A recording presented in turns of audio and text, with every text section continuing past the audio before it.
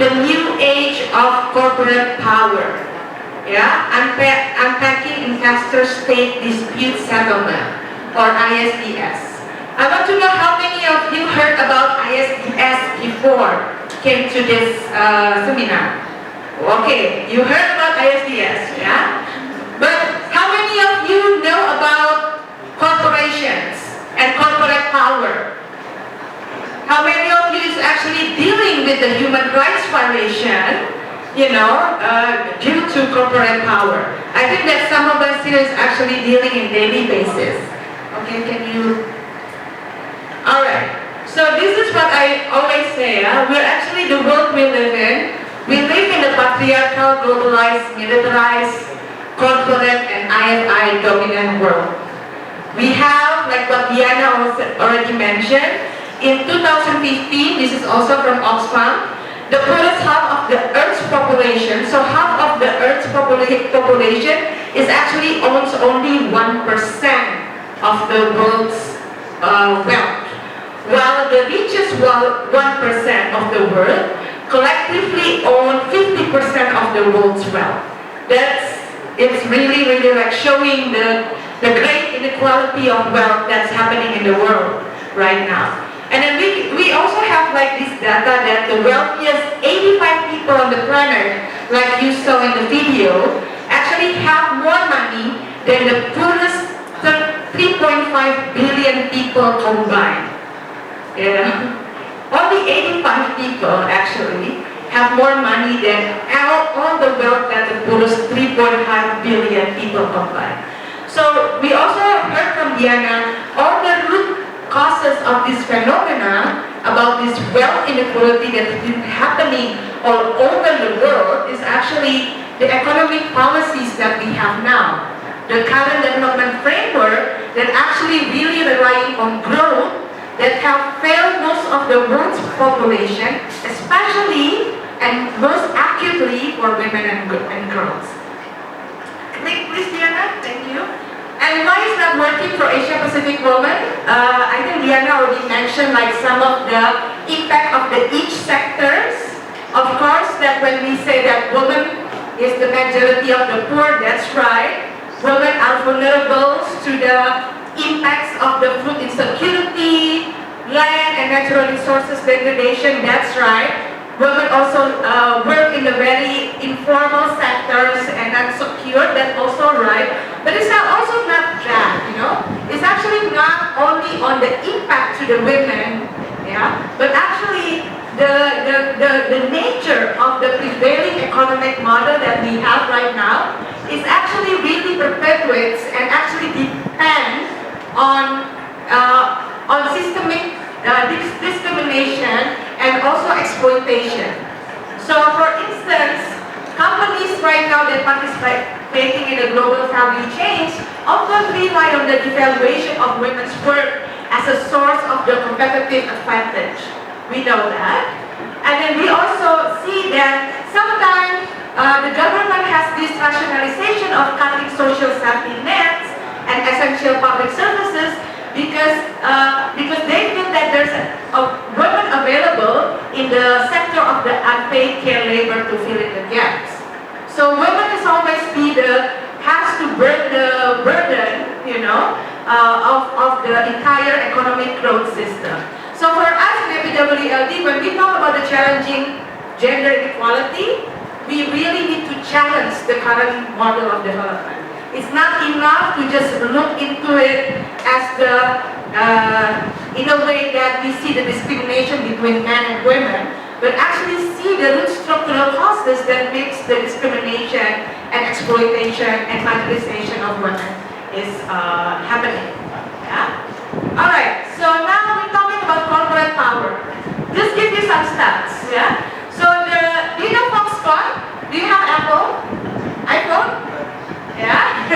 So Foxconn is the factory that actually employs around 100,000 workers. And actually it will take two and a half years for all 100,000 workers of Foxconn to afford one single watch that Apple has sell, which costs like around $10,000. Yeah.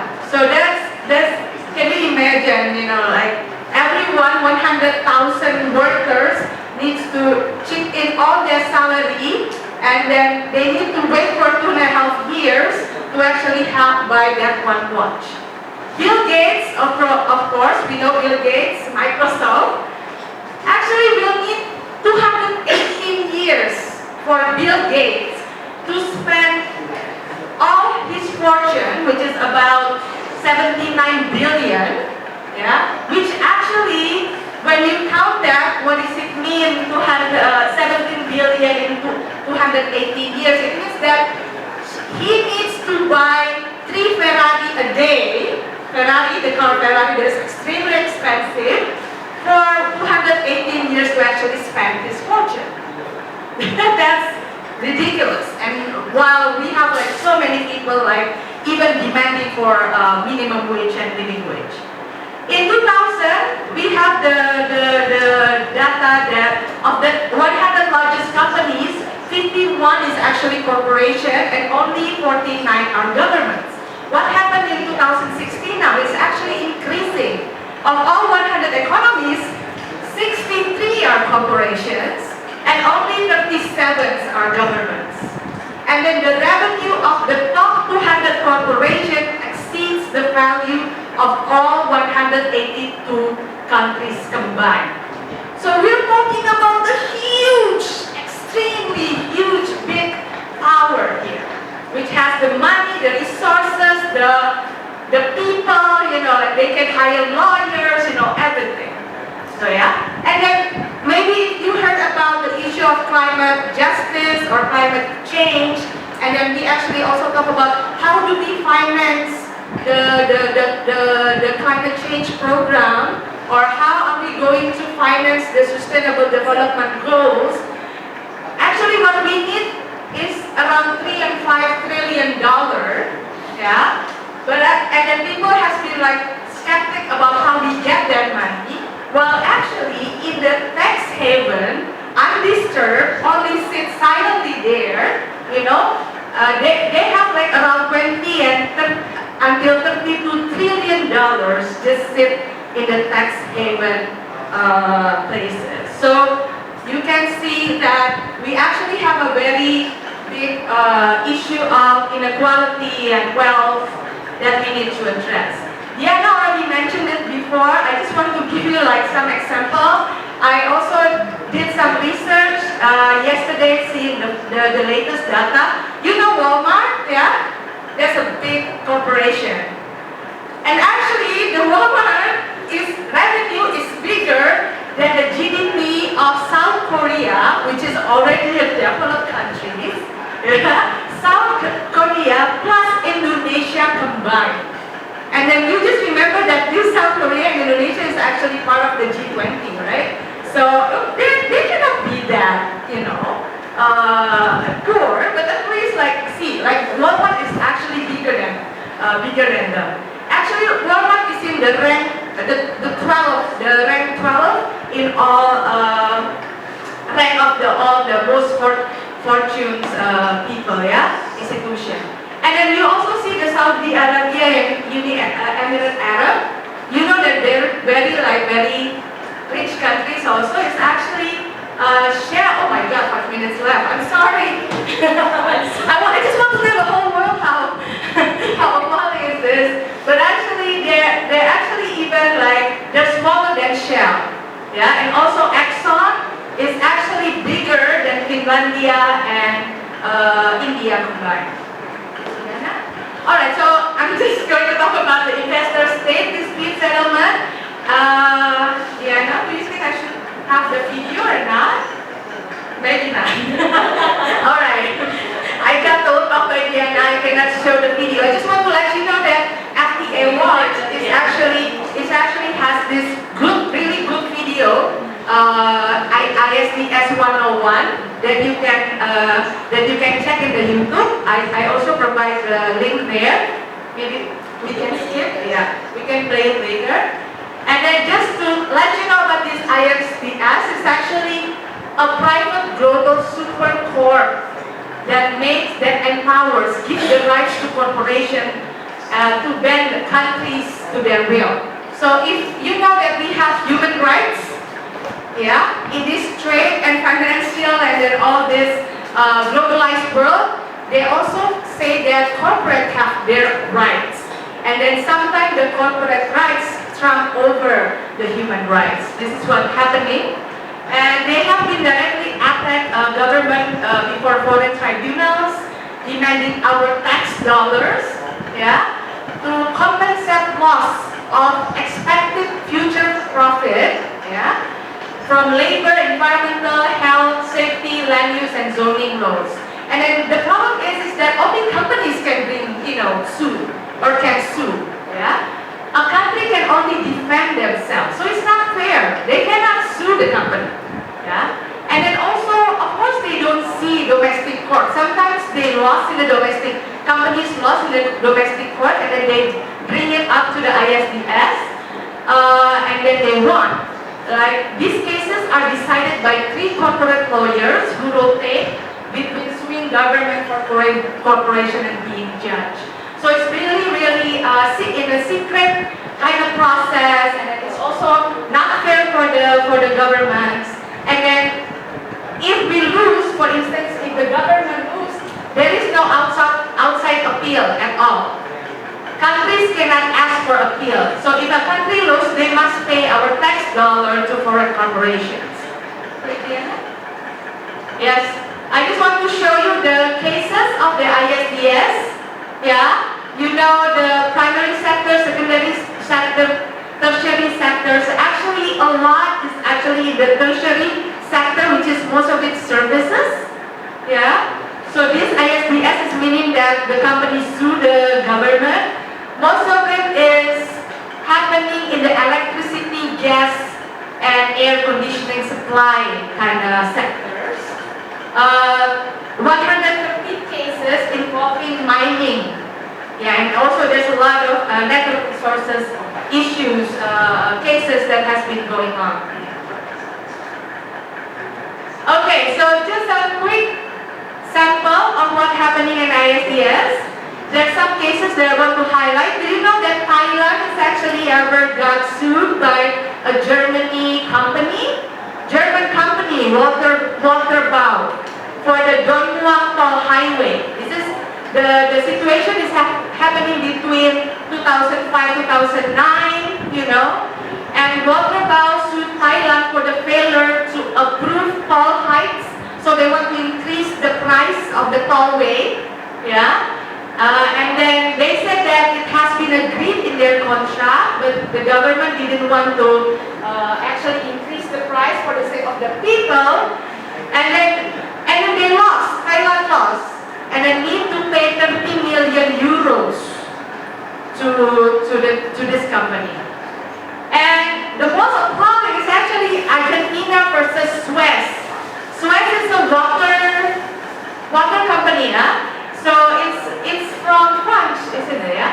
So in 2015, actually Argentina was ordered to pay $405 million because that time is actually Argentina freeze the price of water because they have like a big economic crisis in early 2000 that led to mass unemployment.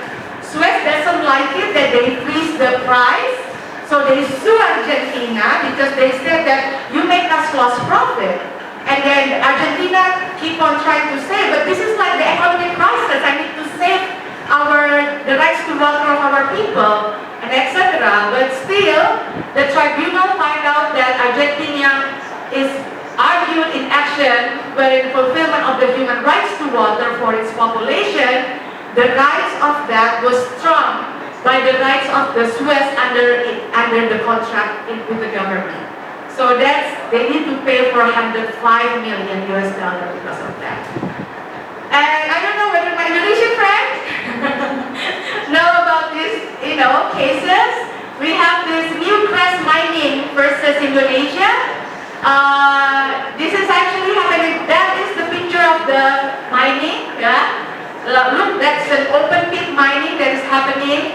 And then during that time, during the deal, during the Suharto era, everything can happen now. Everything goes under the table. But post-Suharto government is actually enacted a new forestry law that forbade open pit mining in some areas, including inside the forest, and then the mining companies start to fall back. Yeah? So this is actually the government's policy about this forestry law is not happening just like that. It's actually coming from the push of the civil society. There's also, I think that the environment group here is very strong on pushing on the forestry law. But the problem is when they heard about that they actually forbid like open pit mining in some area, most of the mining companies actually want to sue the Indonesian government in ISDS court. And then that time they were like threatening the government, and they said that if you don't allow us to actually mine there, you can probably need to pay around $22.7 billion, which is actually half of the previous year's budget for all the entire Indonesia spending. So of course that time, it's like this corporation is like a bully, you know? Like they feel like, okay, this is, which is true, you know? They see that, oh, this is breaching our contract, and then they don't need to actually do the ISDS. They only need to come to the government and parliament and saying that, oh, we're just going to, and threatening that they're going to do the ISDS court. And at that time, of course, the nation's president immediately issued an emergency decree that combined with a follow-up edit, and then they actually exempt Newcrest and 8 other mining companies to be able to still use that to actually from that new environment law. So that's what's happening, yeah. And we also have Fraport and Republic of the Philippines. This is actually good thing because the Philippines is actually winning, right, from this case. It's not the investor who won, but that time it was like a huge a huge case with a huge potential loss by the Philippines. Fraport asked for $425 million, while Piaco is asked for the $560 million. So it's really glad, it's really it's a relief that they don't actually need to pay. Okay? So the Philippine government technically won this case, but even though they won, they had to pay we approximated 56 million for the lawyer's fee. So they won, but they still had to pay a lawyer's fee that was around 56 Yeah, that's right, yeah. There's actually one slide that I missed. It's actually about the legal fees of all these ISDS. Can you believe that for all the lawyers that they need to hire, it's maybe around $1,000 a day, an hour. Yeah, they need to pay like $1,000 an hour for this. So it's like, it's really okay. So this is the last slide. No, yeah. Okay, can you go back? So this is just like a couple of last slides that I have. More threats. We know that corporations are big, they are powerful, they have the money, yeah, and then they're bullied. But the more threats that we have right now is actually the rise of the what's so-called the multi-stakeholder partnerships. Like it's everywhere now. Even probably academics, in the CMU, maybe also heard about this multi-stakeholder partnerships. It means that to do this kind of development, they say that it cannot be only the sole responsibility of the government. They try to shift the responsibility from only government as a duty bearer, and then us as citizen as right holder. They want to shift it to the private sectors because they feel that the private sector have the money. We don't have money, they say. So they want to include the private sector in all the discussion in relation with development. And then we also know that the growing corporate capture in the UN Oh no, Sanam is like really angry with me. Okay, Sanam. Just a little bit. Then we have like some corporate structure in the UN. Like for instance, actually ISDS clause is actually want to be removed from the Addis Ababa Action Agenda. They put the clause to strengthen safeguard its investment treaties, especially to review the ISDS. But finally, in the last negotiation, suddenly the clause was removed. Yeah. So we are dealing with a very intensive corporate lobbying here. Yeah? And then they just change it to just merely calls on countries to assess the impact of their policy and sustainable development, and that's it. It's very broad and very meaningless. All right. Okay. So I just want to give like some hopes because I give a lot of anger. I give a lot of anger and I feel angry myself. But I just want to give like hopes because you know the discourse about inequality, wealth inequality, and all that, and then also the discussion on sustainable development that has been going on is actually opening like some spaces for the civil society and also like for common people to actually understand that the current development framework is not really working, yeah? And then we can see that people are fighting back, yeah? And then it has been amazing to see like all the movements against the trade, all the movements against the WTO, all the movements against the TPP and RCEP. For APWLD, I think that's the key of our work. We are not only engaging with the UN, not only engaging with the government. Our work is solely to actually strengthening movement, and the way that we strengthen movement is through capacity building that we are doing together right now, trying to actually building awareness of the issue, discuss together, talk to other movement about what we can do. We strategize. We also try to produce materials that we probably have like this, yeah.